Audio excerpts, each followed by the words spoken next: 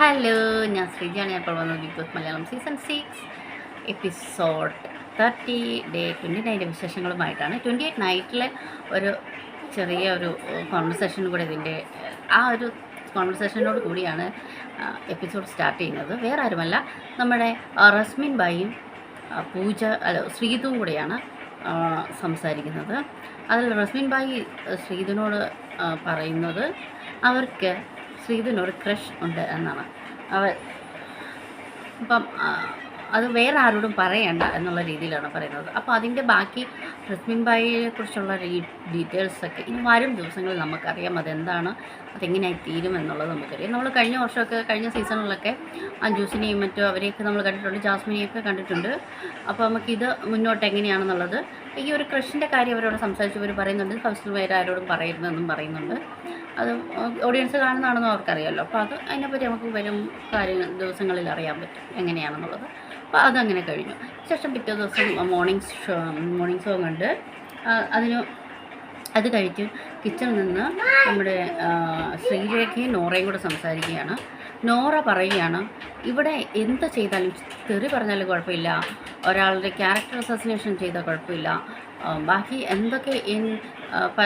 എന്തൊക്കെ ഇവിടെ കാണിച്ചാലും കയ്യേറ്റം ചെയ്താലും കുഴപ്പമില്ല, അങ്ങനെ ഒന്നും ചെയ്താലും കുഴപ്പമില്ല. അപ്പോൾ കരഞ്ഞു എന്നുള്ള ഒരൊറ്റ കാരണത്താൽ അവർ ഈ ഹൗസിൽ നിൽക്കാൻ അവർക്ക് അർഹതയില്ലെന്നും അവർ മെൻ്റലി വീക്കാണെന്നും പറഞ്ഞ് ആണ് ഇവിടെ ഉള്ളവർ പറയുന്നതെന്നാണ് നോറ പറയുന്നത്. നോറയുടെ ആ ഒരു സംസാരത്തിൽ കാര്യവുമുണ്ട്, അത് ശരിയാണ്. നോറ ഇമോഷണലി വീക്കാണെന്ന് മാത്രം ഇവരിങ്ങനെ പറഞ്ഞ് നോറ അതുകൊണ്ട് ആ ഹൗസിൽ നിൽക്കാൻ യോഗ്യതയില്ല എന്ന് എല്ലാവരും പറയാറുണ്ട്, നമ്മളും പറയാറുണ്ട്. നമുക്ക് നോറയുടെ കഴിച്ചിൽ കാണണ്ട, നോറയുടെ ഈ കരച്ചിൽ നമുക്ക് തീരെയും താല്പര്യമില്ല. നോറ എപ്പോൾ നോക്കിയാലും കരച്ചിലാണ്, എന്ത് പറഞ്ഞാലും ഒന്നേ പറഞ്ഞ് രണ്ടാമത്തേലും കരച്ചിലാണ്. അപ്പോൾ അതാണ് നോറ പറയുന്നത്. നമുക്ക് താല്പര്യമില്ല നോറയുടെ കാര്യത്തിൽ കാണും, സത്യമായിട്ടുള്ള കാര്യമാണ്. നോറ പക്ഷേ ഓവർകം ചെയ്ത് മിടുക്കിയായിട്ട് മുന്നോട്ട് വരുന്നുണ്ട്. നോറ നല്ല രീതിയിൽ പെർഫോം ചെയ്യുന്നുണ്ട്. ആ നോറയെ കാണാനാണ് നമുക്കും ഇഷ്ടം. നമ്മുടെ നോറയുടെ കരച്ചിലും വിഷമങ്ങളും ഒന്നും നമുക്ക് കാണണ്ട, ആ നോറയുടെ മാത്രമല്ല മറ്റുള്ളവരുടെ ആയാലും. അതിനുശേഷം ആ സമയത്ത് തന്നെ ശ്രീതും ശരണ്യയും നോറയെപ്പറ്റി അവിടെ സംസാരിക്കുന്നുണ്ട്. നോറയെ അതായത്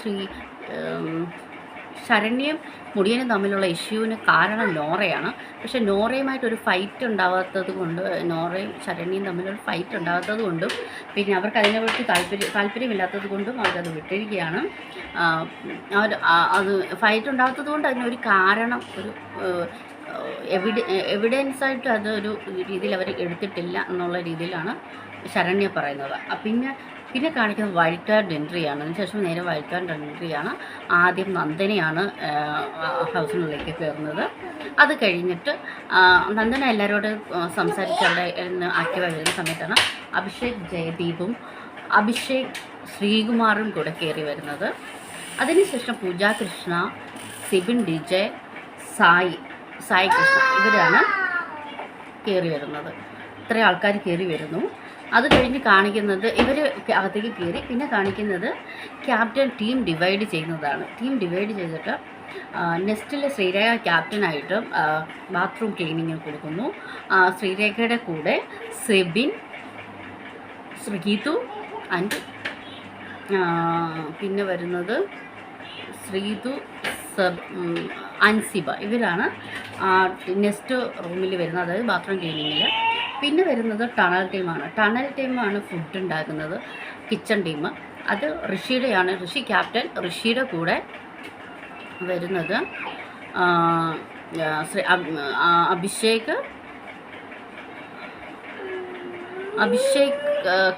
അഭിഷേക് ശ്രീകുമാർ, അഭിഷേക്, പിന്നെ വരുന്നത് ശരണ്യ, പിന്നെ വരുന്നത് ഋഷി, അഭിഷേക്, ശരണ്യ, പിന്നെ കൂടെ ചാൻമണി ഇവരാണ് വരുന്നത്. പിന്നെ വരുന്നത് ഫ്ലോർ ടീമാണ്. ഫ്ലോർ ടീം ഡെന്നിലാണ് വരുന്നത്. ഡെന്നിൽ ജിൻഡോയാണ് ക്യാപ്റ്റൻ. ജിൻഡോയുടെ കൂടെ പൂജയുണ്ട് കേട്ടോ. ഋഷിയുടെ ടീമിലാണ് പൂജ വരുന്നത്.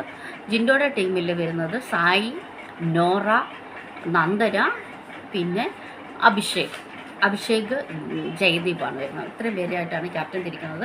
പിന്നെ പവർ ടീമിലേക്ക് ക്യാപ്റ്റൻ നേരിട്ട് തിരഞ്ഞെടുക്കുന്നത് ഗബ്രി, അർജുൻ, റസ്മിൻ ആൻഡ് അപ്സര ഇത്രയും പേരെയാണ് പവർ ടീമിലേക്ക് ക്യാപ്റ്റൻ തിരഞ്ഞെടുക്കുന്നത്. അതിനുശേഷമാണ് ബിഗ് ബോസ് ഒരു കളി കളിക്കുന്നതും ബിഗ് ബോസിൻ്റെ അനൗൺസ്മെൻറ്റ് ഉണ്ടാകുന്നതും. ബിഗ് ബോസ് അനൗൺസ് ചെയ്യുകയാണ്, ഇനി മുതൽ പവർ റൂമിൽ ക്യാപ്റ്റന് കയറാൻ അനുവാദമില്ല. അതായത് ക്യാപ്റ്റനും പവർ റൂമിന് പുറത്താണ്. അതേപോലെ തന്നെ ക്യാപ്റ്റൻ സ്വയം തിരഞ്ഞെടുക്കുക ഏത് റൂമിൽ ഉറങ്ങണമെന്ന്. രാത്രിയിൽ ക്യാപ്റ്റൻ ആ റൂമിൽ കിടക്കാനും പാടില്ല എന്നുള്ള കാര്യമാണ് ബിഗ് ബോസ് അനൗൺസ് ചെയ്യുന്നത്. അത് ജാസ്മിന് നല്ലൊരു അടിയാണ് കിട്ടുന്നത് ക്യാപ്റ്റന്. ഇതുവരെ ക്യാപ്റ്റനും പവർ ടീമിലായിരുന്നു. അത് പ്ലാൻ ചെയ്തത് അങ്ങനെ തന്നെയാണ്. ഗബ്രിയും ജാസ്മിനും കൂടെ പ്ലാൻ ചെയ്തത്. ഗബ്രി പവർ ടീമിലും ജാസ്മിൻ ക്യാപ്റ്റനായിട്ടും ഒരേ റൂമിൽ തന്നെ ഒരേ ടീമിലും ആയിട്ട് ഇരിക്കാം എന്നുള്ള രീതി തന്നെയായിരുന്നു. പക്ഷേ അത് ബിഗ് ബോസ് പൊളിച്ച് കയ്യിൽ കൊടുത്തു. ബാക്കി എല്ലാവരെയും തന്നെ ജാസ്മിനെ അത്യാവശ്യം സ്പ്ലിറ്റ് ചെയ്തിട്ടുണ്ടായിരുന്നു. നേരത്തെ ഒരേ ടീമിലുണ്ടായിരുന്നതും അത്യാവശ്യം കമ്മിയായി പോകുന്നവരെയൊക്കെ സ്പ്ലിറ്റ് ചെയ്ത് തന്നെയാണ് ജാസ്മിൻ ഗബ്രിയും കൂടെ പ്ലാൻ ചെയ്തിട്ട് തന്നെയാണ് ഇട്ടത്. പക്ഷേ ഇവരുടെ പ്ലാൻ ബിഗ് ബോസ് പൊളിച്ചു കൊടുത്തു. ബിഗ് ബോസ് രണ്ടുപേരെയും രണ്ട് രീതിയിലാക്കി കൊടുത്തിട്ടുണ്ട്. അത് കേട്ട് വീട്ടുകാർക്കെല്ലാം നല്ല സന്തോഷവുമായിട്ടുണ്ട്. പിന്നെ വരുന്നത് എക്സ് ക്യാപ്റ്റനായ ജാൻമണി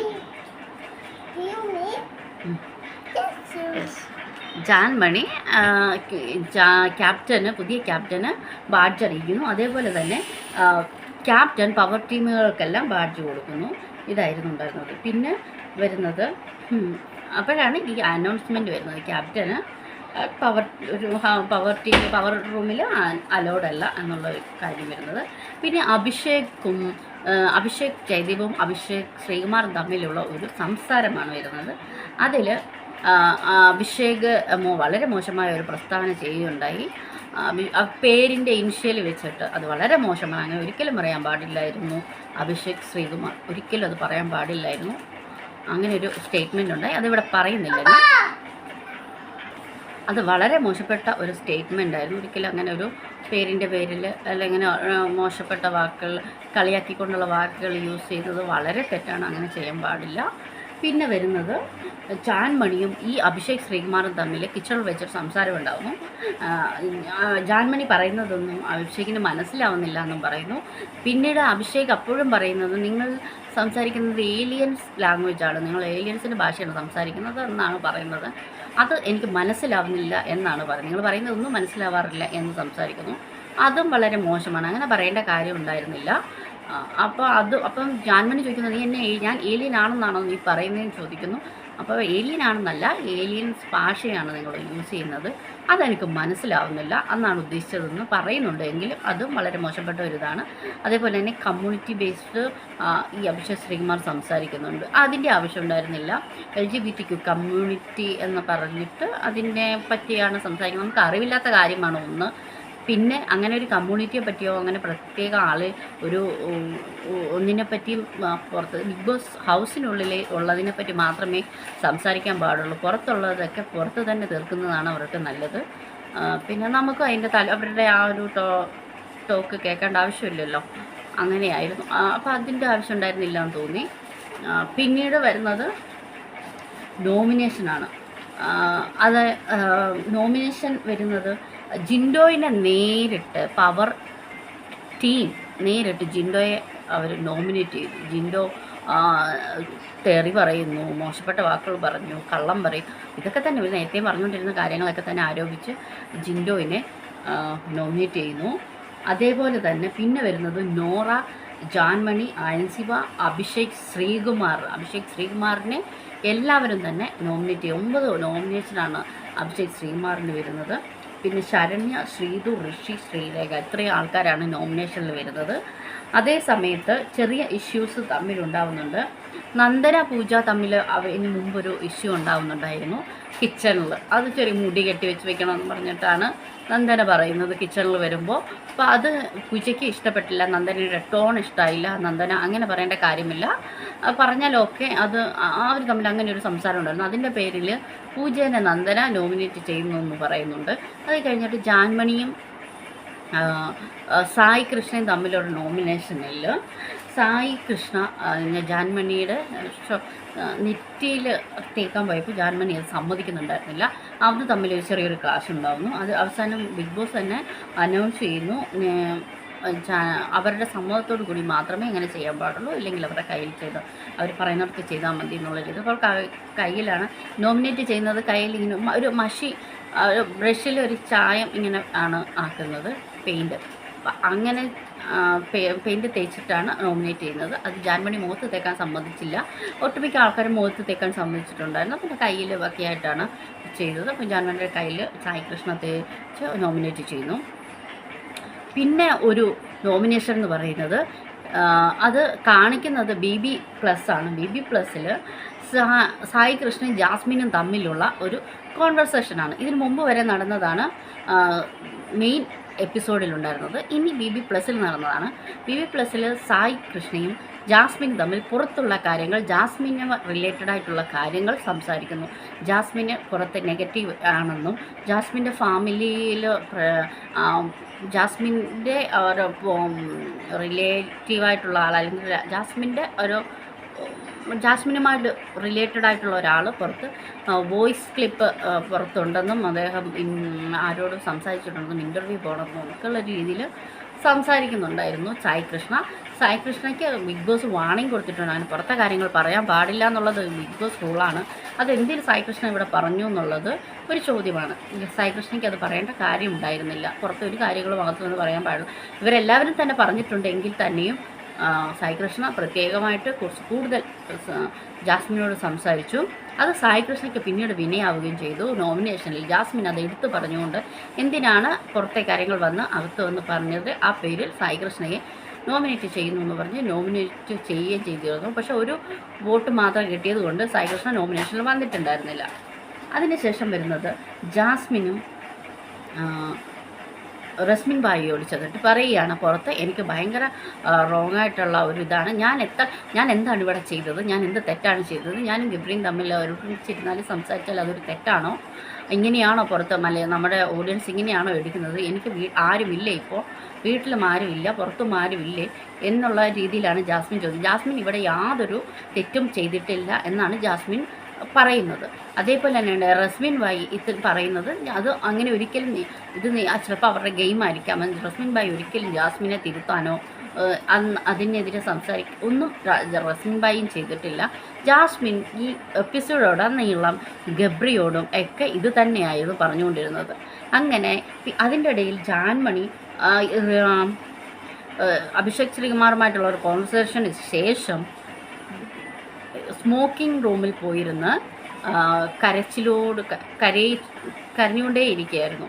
അതുപോലെ തന്നെ മെയിൻ എപ്പിസോഡ് കഴിഞ്ഞപ്പോഴും ജാൻമണി ഇതേപോലെ തന്നെ ജാൻമണിയുടെ രോഷം പണ്ട് ശപിക്കലായിരുന്നുവെങ്കിൽ ഇപ്പോൾ കരഞ്ഞ് അവിടെ തീർക്കുകയായിരുന്നു അത്രയും രോഷം. ഇതേപോലെ ആണ് എപ്പിസോഡിൽ BB+ൽ ഈ അഭിഷേക് ശ്രീകുമാറുമായിട്ടുണ്ടായ ഒരു കോൺവെർസേഷൻ ഇഷ്യൂവിന് ശേഷം ജാൻമണി സിഗരറ്റ് റൂമിൽ പോയിരുന്ന് കരയുകയായിരുന്നു. എല്ലാവരും അവർ അൻസിബയും ജാസ്മിനൊക്കെ വന്ന് ആശ്വസിപ്പിക്കുന്നുണ്ടായിരുന്നു. ജാൻമണി ഇങ്ങനെ കരഞ്ഞുകൊണ്ട് ഇമോഷണലി അവരുടെ എല്ലാ ഇമോഷൻസും കരഞ്ഞു തീർക്കുകയാണ് ചെയ്തുകൊണ്ടിരിക്കുന്നത്. അവർക്കിപ്പോൾ എല്ലാവരും ശാപത്തെ പറ്റി പറഞ്ഞതുകൊണ്ട് അവർ ശപിക്കാൻ മുതിരുന്നില്ല. അപ്പോൾ അങ്ങനെയായിരുന്നു BB+ മുഴുവൻ അതായിരുന്നു. ഗബ്രിയോടും പോയി ജാസ്മിൻ ഇരുന്ന് സംസാരിക്കുകയാണ്.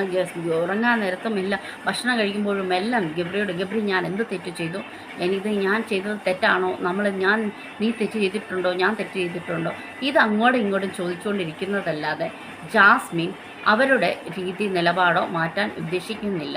അവർ ഇപ്പോഴെങ്ങനെയാണോ അങ്ങനെ തന്നെ മുൻപോട്ട് പോകാൻ തന്നെയാണ് അവരുടെ തീരുമാനമായിട്ട് നമുക്ക് മനസ്സിലാവുന്നത്. ഇനിയും അങ്ങനെ തന്നെ ആയിരിക്കാം. അതേപോലെ തന്നെ ജാൻമണിയും അവരുടെ സ്വഭാവത്തിൽ യാതൊരു മാറ്റവും വരുത്താൻ പോകുന്നില്ല. അതാണ് അവരിൽ നിന്നും നമുക്ക് മനസ്സിലാവാൻ സാധിക്കുന്നത്. ഇതൊക്കെയായിരുന്നു എപ്പിസോഡ് 30 നടന്ന വിശേഷങ്ങൾ. അപ്പോൾ അടുത്ത എപ്പിസോഡും വിശേഷങ്ങളും ഒക്കെ ആയിട്ട് വരുന്നത് വരേക്കും ബൈ, ടാറ്റാ.